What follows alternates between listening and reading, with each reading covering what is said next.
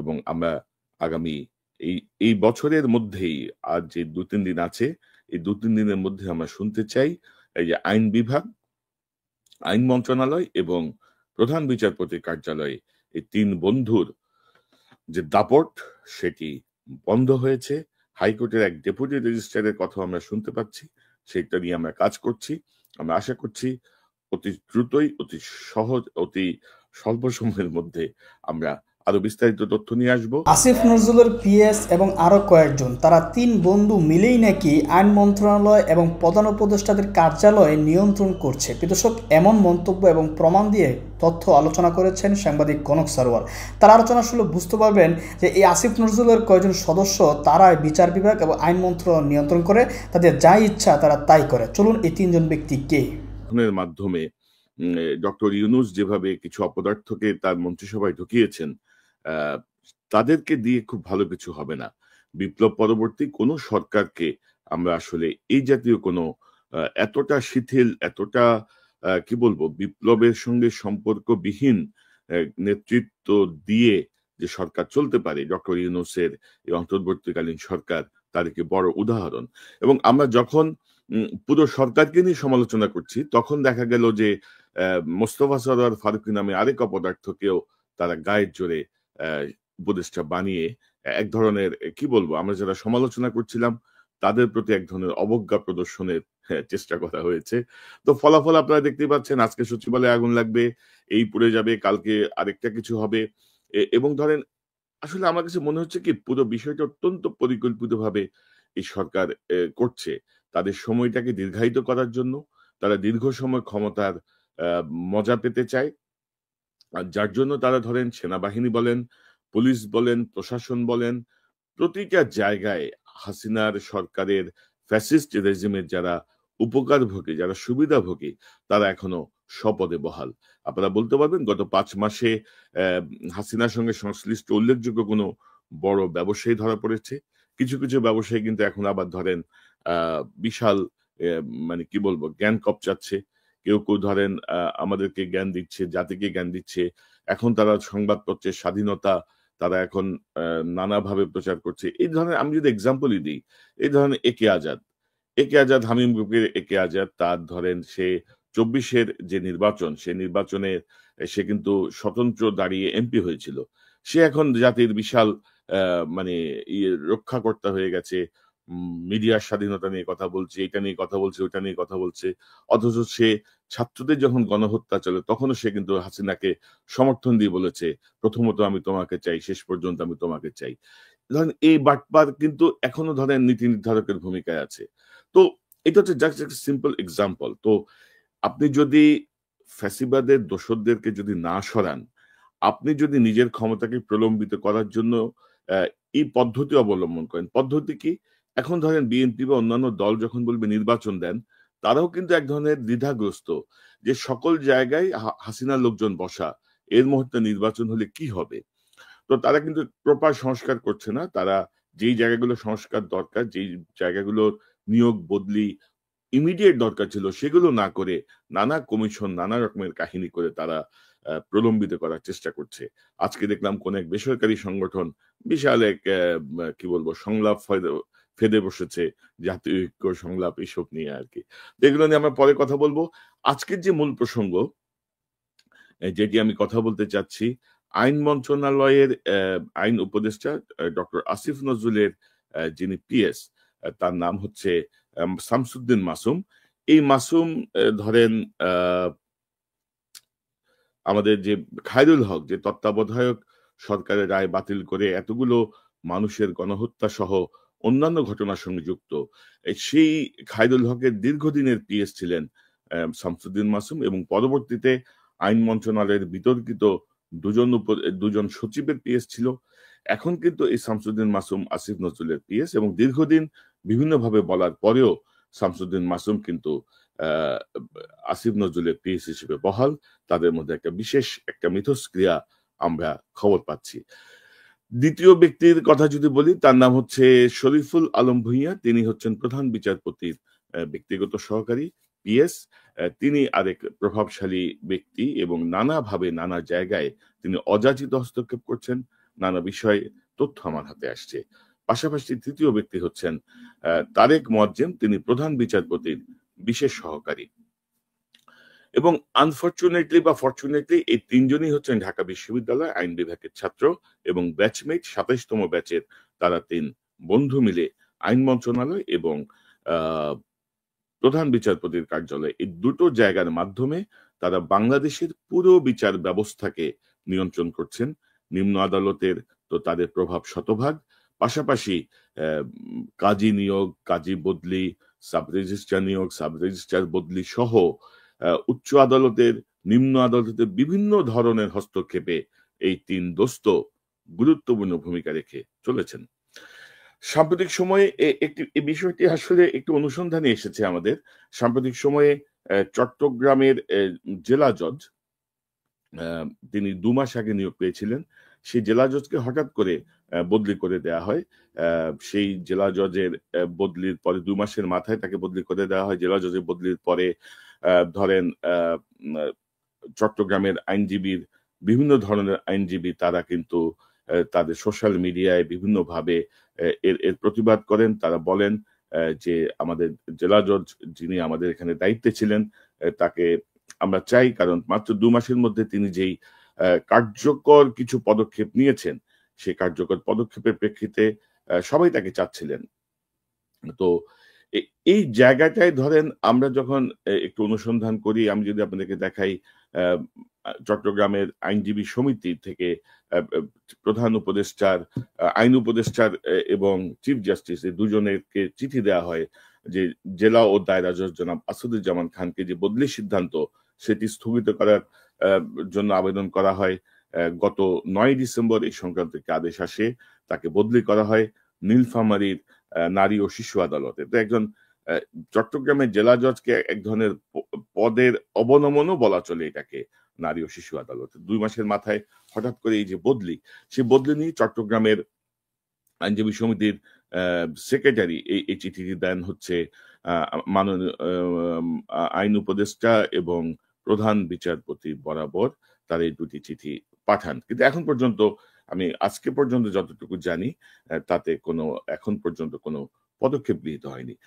তো এই সূত্র ধরে ধরেন আমরা পত্রিকায় দেখি যে বিভিন্ন সময় বিভিন্ন জায়গায় জেলা জজ বদলি করার জন্য, বিচারককে, ম্যাজিস্ট্রেটকে বদলি করার জন্য আইনজীবীরা আন্দোলন করে, সংগ্রাম করে, আদালত বর্জন করে। সেখানে একটু ব্যতিক্রম এই বিষয়টা আমরা দেখলাম যে আইনজীবী সমিতি চাচ্ছে যে এই জেলা জজ যেন তাদের সাথে থাকেন, তারা যেন এখানে তিনি যেভাবে যে কার্যক্রমগুলো নিচ্ছিলেন আসাদুজ্জামান সাহেব, তিনি যেন নেন।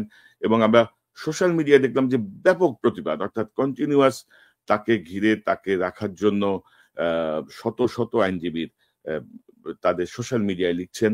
তো বিষয়টি আমাদের দৃষ্টি আকর্ষিত হয় আমার, এবং আমি পরবর্তীতে চট্টগ্রাম আইনজীবী সমিতির যিনি সভাপতি এখন, তার সঙ্গে একটু যোগাযোগের চেষ্টা করি। জেলার দায়রা জজ জনাব আসাদুজ্জামান আসছে প্রায় 2 মাস হয়েছে। তো আসার পরে আমরা ওনাকে যতটুকু দেখেছি, উনি বিচার কার্যক্রমের যে গতি ফেরার জন্য ওনার অনেকগুলো উদ্যোগ ছিল। শুনলাম যে ভ্যাকেশনের মধ্যে আমাদের ডিস্ট্রিক্ট জাজ জনাব আসাদুজ্জামানকে বদলি করা হয়েছে।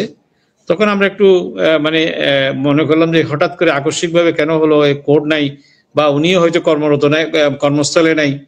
পরে দেখলাম যে হ্যাঁ, ওনাকে বদলি করা হয়েছে, নীলফামারীর নারী শিশু কোর্ট হিসাবে বদলি করা হয়েছে। তো এইটা তখন আমাদের এই বার অফিসে অনেক লয়াররা আছেন, ওনারা আমাদেরকে টেলিফোনে যোগাযোগ করছেন, তারা ফেসবুকে পোস্ট দিয়েছেন এবং আমাদের সাথে যোগাযোগ করছেন, বলছে আপনারা একটু উপরের দিকে বলেন যে উনি ভালো জজ ছিলেন, মাত্র 2 মাস হয়েছে, এখনো তো ওনার বা বদলি হওয়ার নিয়ম যেটা আর কি, বদলি তো সবাই হবে সরকারি চাকরি করলে, কিন্তু ওনারে তো এখনো বদলি হওয়ার কোনো বিষয় এখনো আসে নাই। তো সবাই এগুলো নিয়ে একটু হাউতাশ করতেছে। তখন আমরা একটা আইনজীবী সমিতি একটা চিঠি দিয়েছিলাম মাননীয় আইন উপদেষ্টা এবং মাননীয় প্রধান বিচারপতি বরাবরে আমরা একটা দরখাস্ত দিয়েছিলাম যে ওনার বদলিটা পুনর্বিবেচনা করার জন্য, কারণ আমাদের তার কিছু করার নেই। তো আমরা মনে করছিলাম যে ওনারা চিঠিটা নিশ্চয় পেয়েছেন। তো ইতিমধ্যে কোনো ধরনের আমরা প্রগ্রেস দেখি নাই। আপনারা যে ঢাকায় গেলেন, চিফ জাস্টিসের সঙ্গে দেখা করেছেন বা ল সেক্রেটারির সঙ্গে দেখা করেছেন, ওনাদের সঙ্গে কি আপনারা আলাপ করেছেন বিষয়টা? না, আমরা ঢাকায় গেছিলাম মূলত আমাদের বার্ষিক ভোজ ছিল আগামী জানুয়ারির মধ্য দিকে। আমরা একটা ভোজ সভা, যেটা আমাদের চিরাচরিত ভোজ সভা হয়ে থাকে, সেই ভোজে আমরা মাননীয় প্রধান বিচারপতিকে দাওয়াত দেওয়ার জন্য আমরা গিয়েছিলাম। তো আমরা ওখানে সাথে আমাদের এই জেলা জজ সাহেব আসাদুজ্জামান সাহেবের বদলির বিষয়টা আমরা মাননীয় প্রধান বিচারপতির দৃষ্টি আকর্ষণ করার জন্য আমরা আমাদের উদ্দেশ্য ছিল। কিন্তু দেখা যাচ্ছে যে আমরা ওখানে যাওয়ার পরে দেখলাম যে এই বিষয়টা কেউ মুখ খুলতে চায় না বা কেউ স্পষ্ট কিছু বলতে চায় না। আমরা সবার সাথে মোটামুটি যতটুকু দেখা করার, কেউ আমাদের মাননীয় প্রধান বিচারপতির বিষয় ওনাকে জানানো, তারপর ওনার পিএস সাহেবের সাথে অবশ্যই আমাদের চট্টগ্রামে কর্মরত ছিলেন শরীফুল আলম সাহেব, এডিশনাল জজ ছিলেন আমাদের এখানে। আমাদের, আমরা ওনার কাছে গেলাম, আমরা স্যারের সাথে আমরা দেখা করব, আমরা আগে শিডিউল নেওয়া ছিল। তো আমরা গেছি, যাওয়ার পরে তিনি বললেন যে ঠিক আছে, আপনারা আসছেন, আপনারা কি জন্য আসছেন? আমরা আমাদের বার্ষিক ভোজ আছে, ভোজে স্যারকে দাওয়াত দেবো, এটা আসছে। আর আমাদের ডিস্ট্রিক্ট জজ স্যারের বদলির বিষয়টা একটু স্যারের অনুকম্পা বা ওনার সুনজরে দেওয়ার জন্য বা জিনিসটা দেখার জন্য আমরা একটু অনুরোধ করবো। তো উনি বললেন যে না, আপনারা ওইটা বলিয়েন না, ওটা বললে হয়তো আপনাদের দাওয়াতটা নাও হতে পারে। এই কারণে আমরা ওই কথাটা আর বলতে পারিনি ওনাকে। তবে আমরা বাংলাদেশের অ্যাটর্নি জেনারেল আসাদুজ্জামান সাহেবকে আমরা এই বিষয়টা জানাইছি, এবং হাইকোর্টের রেজিস্ট্রার যিনি আগে আমাদের ডিস্ট্রিক্ট জজ ছিলেন আজিজ আহমদ মিয়া ডক্টর, তাকেও আমরা জানাইছি, আইন সচিবকেও জানাইছি, আমরা সবাইকে বলছি। তো আমাদের সবার সাথে আলোচনা করে মনে হলো যে আমাদের ডিস্ট্রিক্ট জজ স্যারের বদলিটা সবাই কিন্তু আঙ্গুল দিয়ে উপরের দিকে দেখে দেয়, বলে যে এটা উপরের। এখন কোন উপরে এটা বুঝতে পারি নাই, এটা এইটুকুর মধ্যে আমরা দেখলাম আর কি। আসলে এটা উপরে কোথায় হয়েছে এটা সচিবও হয়তো ধারণা নেই, অথবা রেজিস্ট্রার বা যারা আছেন অ্যাটর্নি জেনারেল সাহেব তিনি বলছে যে আপনাদের এগুলো জানি না আমরা। এটা খুব কয়েকজনের মধ্যে সীমিত ভাবে তাকে বদলি করা হয়েছে বলে আমরা ওখানে যা জানতে পারলাম আর কি। তো বুঝতে পারছেন যে চট্টগ্রামের আইনজীবী সমিতির সভাপতি সহ কয়েকজন প্রধান বিচারপতির সঙ্গে দেখা করতে গেছেন। সেই প্রধান বিচারপতির সঙ্গে দেখা করার আগে তার ব্যক্তিগত সহকারী, তার পিএস এই শরীফুল আলম ভূঁইয়া, তাদেরকে বলছেন যে আপনারা যে চিঠি দিয়েছেন আপনাদের জেলা জজ আসাদুজ্জামান সাহেবকে বদলি না করে বহাল রাখার জন্য বা বদলি আদেশ বাতিল করার জন্য, এই প্রসঙ্গটি আপনারা প্রধান বিচারপতির কাছে উপস্থাপন করবেন না। কারণ আপনারা যদি এই বিষয়টি উপস্থাপন করেন, প্রধান বিচারপতি আপনাদের যে অ্যানুয়াল ডিনার যেটি জানুয়ারিতে হবে, সেখানে তিনি তাহলে অংশগ্রহণ করবেন না। আপনি শুধু বোঝেন যে তার ব্যক্তিগত সহকারী যে অডাসিটি, যে অধ্যত্ত, অর্থাৎ প্রধান বিচারপতির কাছে একজন সিনিয়র আইনজীবী, একটি বারের প্রেসিডেন্ট কি কথা বলবেন কি কথা বলবেন না সেটি ডিকটেট করছে তার ব্যক্তিগত সহকারী, এবং সেখানে তার সেই বিশেষ সহকারী তারেক মোয়াজ্জেম সেও তখন উপস্থিত ছিল। তো বুঝতে পারছেন আমাদের নিম্ন আদালতের নিয়োগ বদলির ব্যাপারটা কি হয়। আর সবাই আঙুল তুলছে কোন দিকে? উপরের দিকে। উপরটাকে আসিফ নজরুল আইন উপদেষ্টার ব্যক্তিগত ইচ্ছাই বদলি হয়েছে। আইন উপদেষ্টার সঙ্গে তারাও দেখা করতে গিয়েছিলেন, কিন্তু আনফর্চুনেটলি আইন উপদেষ্টার যে পিএস, তাদের সঙ্গে যে টাইমিংটা দিয়েছেন, সেই টাইমিং এ আইনমন্ত্রী আইন উপদেষ্টা আসিফ নজরুল তখন তার আরেক মন্ত্রণালয় প্রবাসী কল্যাণে সারাদিনই ছিলেন। তারা দীর্ঘ কয়েক ঘন্টা অপেক্ষা করে চলে এসেছেন। অর্থাৎ টেকনিক্যালি তাদেরকে কিন্তু আইন উপদেষ্টার সঙ্গে দেখা করতে দেয়া হয়নি। তো এই যে উপরের নির্দেশ, অতীতের মতো সেই উপরের নির্দেশ কিন্তু আবার শুরু হয়েছে। একজন জেলা জজ ভালো কাজ করছেন, আইনজীবীরা তাকে চাচ্ছে, তিনি বিতর্কের মধ্যে নাই, তাকে কিন্তু সরিয়ে দেওয়া হয়েছে। তো কেন সরানো হয়েছে? কি উদ্দেশ্যে? বিশেষ কোনো ঘটনা আছে? বিশেষ কোনো মামলায় তাদের পক্ষে রায় নিতে হবে? বিশেষ কোনো ঘটনা ঘটবে সামনে যেটিতে আসিফ নজরুল গঙ্গা উপকৃত হবে, তার পিএসরা উপকৃত হবে? তার 3 বন্ধু কি বিশেষ কোনো লেনদেন করেছেন কারোর সাথে চট্টগ্রামের জেলা জজ হিসেবে পাঠানোর জন্য, কাউকে নিয়োগ দিয়ে তার কাছ থেকে বেনিফিট নেওয়ার জন্য, নিজেদের প্রভাব প্রতিপত্তি দাঁড় করানোর জন্য? সো এই হচ্ছে গিয়ে অবস্থা। অন্তর্বর্তীকালীন সরকারের ধরেন যে 23-24 জন উপদেষ্টা আছেন, কমপক্ষে 15 জনকে বের করে দিয়ে নতুন করে যদি আসলে সরকার রিফর্ম করে যদি কাজ শুরু না করে, এই সরকার আগামী 10 বছরের ক্ষমতা থেকে যাবে না। আমি আপনাদেরকে বলে রাখলাম, এদের নিয়ত সম্পূর্ণ খারাপ। এরা নানা রকম পরিস্থিতি তৈরি করবে। সামনে হয়তো বলবে যে আইন শৃঙ্খলার ব্যাপক অবনতি হয়েছে, আমরা এখন ইমার্জেন্সি দিতে হচ্ছে, ইমার্জেন্সি না দিয়ে উপায় নাই, ইমার্জেন্সি দিয়ে রাজনীতি বন্ধ রাখবে, তারপরে তাদের যে নতুন দল করার প্রক্রিয়া চলছে সেটি চলবে। তো সব মিলিয়ে একটা লেজে গোবরে অবস্থা তারা নিজেরাই ইচ্ছে করে পাকাচ্ছে। কারণ না হলে ধরেন উপদেষ্টা পরিষদে আমরা যাদেরকে দেখি, এই বিপ্লব পরবর্তী উপদেষ্টা পরিষদে তাদের কিন্তু থাকার কোনো কথা ছিল না, তাদের থাকা উচিতও হচ্ছে না। এবং আপনি যখনই এগুলো নিয়ে কথা বলছেন তখন তারা ধরেন আমরা যারা সমালোচনা করছি বিশেষ করে বিদেশ থেকে, তাদেরকে এক ধরনের ঘুষি মারলেন একটা ফারুকীকে উপদেষ্টা বানিয়ে। তো ফারুকীকে আমাদেরকে ঘুষি মারা বা আমাদেরকে আঘাত করার তো কিছু নাই, আপনারা নিজেরাই নিজেদের সর্বনাশ ডেকে আনছেন। সাম্প্রতিক সময়ে আবার নতুন করে তারা এক নতুন আইন মানে কি বলবো পয়দা করছেন, সাইবার বুলিং হ্যান ত্যান ব্যান করে নতুন আইন নিয়ে আসছেন। আপনারা জানেন যে আসিফ নজরুল সহ বেশ কয়েকজন উপদেষ্টা ইতিমধ্যে তাদের কার্যক্রমের জন্য বিতর্কিত হয়ে পড়েছেন। তো তারা ভাবছেন যে এইসব আইন ফাইন ফেদে আমাদেরকে দমন করার চেষ্টা করবেন। আমাদের কথা হচ্ছে ওপেন চ্যালেঞ্জ, আইন কর গিয়ে আমরা দেখবানে তোরা কি করতে পারোস। তোরা আইন করে বন্ধ করবি আমাদেরকে, আবার হাসিনারে গুনলাম না, ফ্যাসিস্ট রেজিমে গুনলাম না, তোরা এখন বড় হনু হয়ে আসছে। মানে ওই যে আছে না কি যেন একটা বলে না, ওই যে কত জল অমুক বলে কত জল, কি একটা কথা এই মুহূর্তে মনে করতে পারছি না। ওই যে হাতি ঘোড়া গেল তল, কে যেন বলে কি জল, এদের এই অবস্থা শুরু হয়েছে আর কি। মানে তো আমরা তো সব খবরই পাই, এবং এই যে তিন দোস্তকে অবিলম্বে যদি না সরানো যায় এবং পানিশমেন্ট ট্রান্সফার না ওএসডি করে তাকে বসায় রাখেন, এরা বহুত খাইছে, বহুত আকাম করছে, বহুত অপকর্মের সঙ্গে এরা যুক্ত। এবং আমার কাছে যে তথ্যগুলো আছে সেই তথ্যগুলো নিয়ে আমি যাচাই বাছাই করছি এবং নিশ্চয়ই পর্যায়ক্রমে আরো এই বিষয়গুলো আনবো। আর মাননীয় প্রধান বিচারপতি সৈয়দ রেফাত আহমেদ অসম্ভব সৎ মানুষ, অসম্ভব একজন লার্নেড মানুষ, কিন্তু দেখেন তার আশেপাশে ফেউরা কিভাবে তার ক্ষতি করছে, কিভাবে প্রধান বিচারপতির সঙ্গে কে দেখা করবেন, তাকে তারা কি বলবেন কি বলবেন না সেটিও ডিক্টেট করে দেয়া হচ্ছে। তো এটি নিশ্চয়ই প্রধান বিচারপতির জন্য অবমাননা। তিনি আশা করি এই অনুষ্ঠানের পরে কার্যকর পদক্ষেপ গ্রহণ করবেন, যোগ্য লোককে দক্ষ লোককে তার সম্মানের সঙ্গে যায়, তার সম্মান রক্ষা করতে পারবে এমন কাউকেই তিনি তার ব্যক্তিগত সহকারী পদে বসাবেন।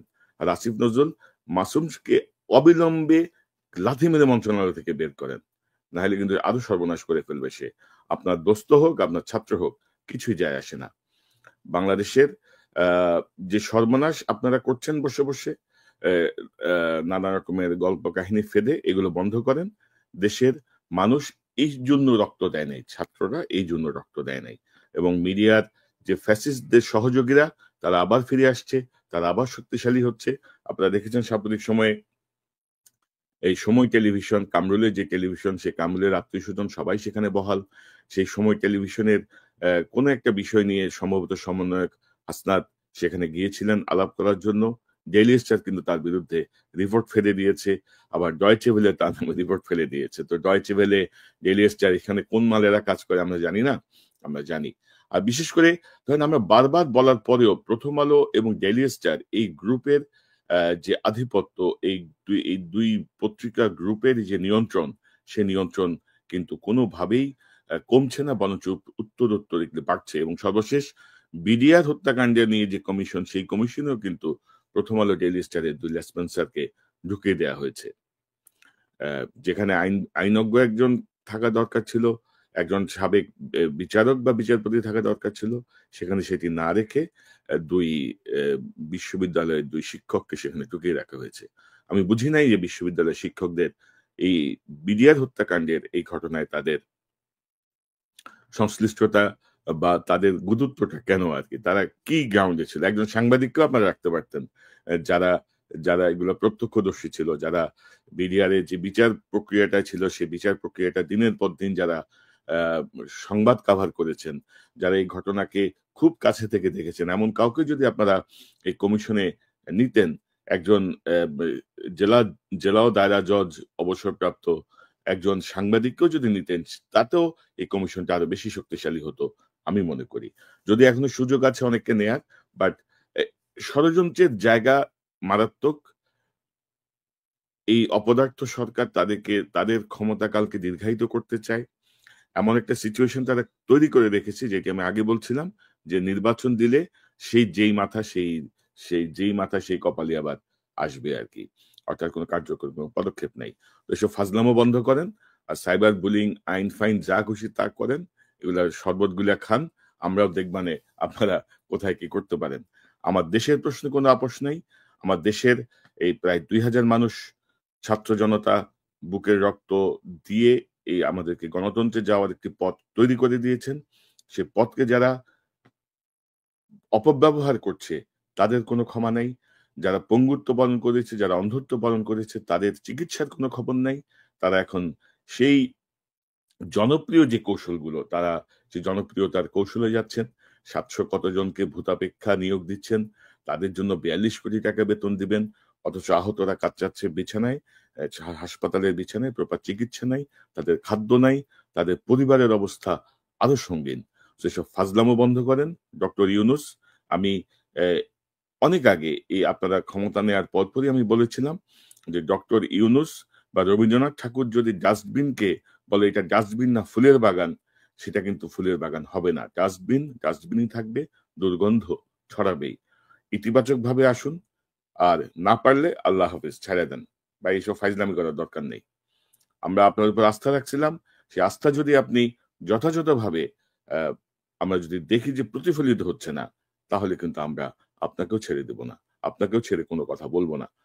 আমাদের জাতির ভাগ্যে কি হবে এটা আল্লাহ দেখবে, আমরা জাতি দেখবে। এগুলো নিয়ে আপনাদের এত ভাবতে হবে না। না পারলে খামচায়েন না, করলে কিছু করেন। খামচি করে কোনো লাভ নাই। আপনার হাতে সকল ক্ষমতা দেয়া আছে, কিন্তু আপনি কোনো ক্ষমতার কার্যকর প্রয়োগ করছেন না। সেনাবাহিনীর উপর আপনার কোনো নিয়ন্ত্রণ প্রতিষ্ঠা করেন নাই, বরঞ্চ হাসিনার লোকদেরকে আপনি প্রমোট করছেন বিভিন্নভাবে। হাসিনার লোকেরা বিভিন্ন জায়গা থেকে এসে আবার ঢাকায় বসে গেছে। বিপ্লবের পক্ষের লোকদেরা সব ঢাকার বাইরে পাঠিয়ে দেওয়া হয়েছে। সো এইসব ফাজলামো আমরা সহ্য করব না। আপনিও আসলে খুব বেশি দিন ক্ষমতায় থাকতে পারবেন না যদি এই সব গণবিরোধী ভূমিকার সঙ্গে আপনি বা আপনার সরকারের সম্পৃক্ততা থাকে। আপনার কোনো সম্পৃক্ততা নাই, আমরা বিশ্বাস করতে চাই। আপনি সরল বিশ্বাসে অনেক কিছু করছেন, কিন্তু আপনার উপদেষ্টা পরিষদে আপনি যাদেরকে বসিয়েছেন তারা আপনাকে ভিন্ন পথে পরিচালিত করছে, অথবা এদের সাথে আপনার কোনো যোগাযোগ নাই। দয়া করে গুরুত্ব সহকারে বিষয়টাকে নিন। বাংলাদেশকে আর ধ্বংসের পথে নিয়ে যাবেন না। বিপ্লবী যে চেতনায় এই সরকার গঠিত হয়েছে, বিপ্লবী সরকারের না হলেও সেই বিপ্লবের চেতনাকে ধারণ করে দয়া করে কাজ করুন। এবং আমরা আগামী এই বছরের মধ্যেই, আর যে ২-৩ দিন আছে, এই ২-৩ দিনের মধ্যে আমরা শুনতে চাই এই যে আইন বিভাগ, আইন মন্ত্রণালয় এবং প্রধান বিচারপতির কার্যালয়ে এই ৩ বন্ধুর যে দাপট সেটি বন্ধ হয়েছে। হাইকোর্টের এক ডেপুটি রেজিস্ট্রারের কথা আমরা শুনতে পাচ্ছি, সেটা নিয়ে আমরা কাজ করছি। আমরা আশা করছি অতি দ্রুতই, অতি সহজ, অতি স্বল্প সময়ের মধ্যে আমরা আরো বিস্তারিত তথ্য নিয়ে আসব, এবং আশা করি আপনারা কার্যকর পদক্ষেপ গ্রহণ করবেন। আমরা আপনাদের শত্রু না, আমরা দেশের পক্ষে, আপনারাও দেশের পক্ষে আসুন। দর্শক, কনক সরোয়ারের কথা আলোচনা শুনেছেন, শুনে বুঝতে পেরেছেন এই ৩ জন আসলে কারা এবং ৩ জন কেমন মানুষ। এই ৩ জনের নিয়ন্ত্রণেই এই আইন মন্ত্রণালয় এবং বিচার কার্যক্রম চলছে। মোট কথা তাদের প্রভাব এই আইন মন্ত্রণালয় অনেকটাই রয়েছে। দর্শক, এভাবেই যদি চলে, এই ৩ জন যে ব্যক্তির যে চরিত্রের মানুষ সেটাও কিন্তু তিনি উপস্থাপনা করেছেন। বোঝা যাচ্ছে আসলেও যে এই সমস্ত দুর্নীতিবাজদের কারণে, এ সমস্ত এই অপদার্থ লোকদের কারণেই বিচার বিভাগ প্রশ্নবিদ্ধ হচ্ছে, এবং আওয়ামী লীগের যে সমস্ত খুনি সন্ত্রাসীরা তারা পার পেয়ে যাচ্ছে, তাদেরকে অব্যাহতি দেওয়ার মতো চেষ্টা করার সুযোগ পাচ্ছে। আপনি চিন্তা করতে পারেন, জুলাই গণঅভ্যুত্থানের আসামি সালমান এফ রহমান এবং আইনমন্ত্রী সাবেক আনিসুল হক, এই ২ জন ব্যক্তি কত রাঘব বোয়াল। আমি মনে করব আওয়ামী লীগের যত নেতাকর্মী গ্রেফতার হয়েছে তার মধ্যে এই ২ জন অন্যতম আওয়ামী লীগের সদস্য। তো এই ২ জনকে যদি অব্যাহতি দেওয়ার চেষ্টা করা হয়, এই চেষ্টাটা কারা করে, কাদের ইন্ধনে হয়েছে, এটা কিন্তু আমাদেরকে ভাবিয়ে তুলে যে আসলেও এখনও পর্যন্ত আমলা এবং প্রশাসনের ভিতরে যে হাসিনার লোক রয়েছে, এটা স্পষ্ট এখান থেকে বোঝা যায়। যাই হোক, এখানে আরও সুন্দরভাবে উপস্থাপনা করেছে সাংবাদিক কনক ভাই। তার আলোচনা কেমন লেগেছে মন্তব্য করবেন।